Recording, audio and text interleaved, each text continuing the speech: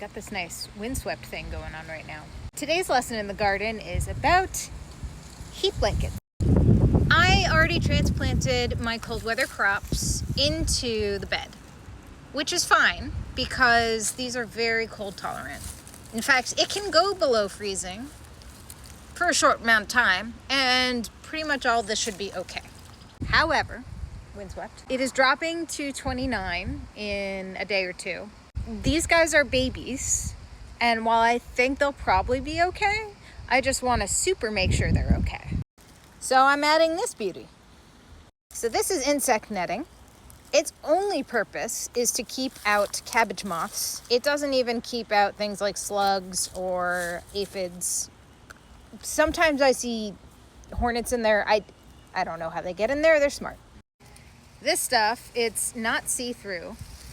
And the way it works is it's very simple. This is very lightweight stuff. This is not fabric. I could tear it apart if I wanted to. But the way it works is during the day, the sun shines brightly upon it. It heats the ground, and then it keeps that heat from the ground trapped in the space for longer. So if it's 29 outside, it might be like 35 inside. It's not perfect, but it can mean the difference between a plant getting damaged by the cold and a plant not getting damaged. So here she is. I have her weighed down with rocks and some of the clasps for the insect netting. If it gets close to your crops, that's fine. That's actually preferential because it traps the heat more closely to the ground. Now, I've had this around for a couple of years. I rarely use it, so I just keep recycling it when it's needed. But if you don't have this, and I bought this on Amazon, I don't remember it being very expensive, but you don't have to use this.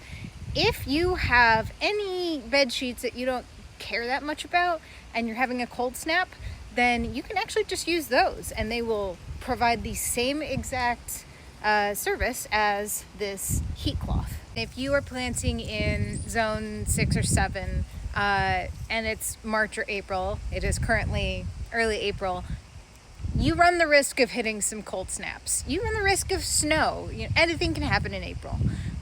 Or you run the risk of it being weirdly too hot, which it was last week.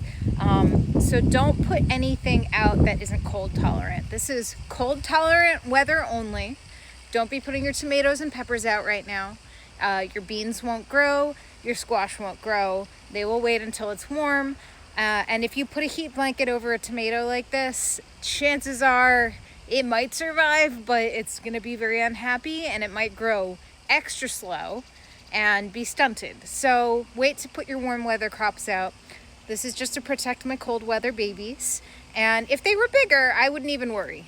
Like this kale that apparently lived under 2 feet of snow while the temperatures dropped to about 7 degrees this past winter. It's gonna be fine. It's gonna laugh at 29, 28 degrees. So yeah, just some tips on how to protect your vegetables when it gets a little cold if you have an unexpected cold snap.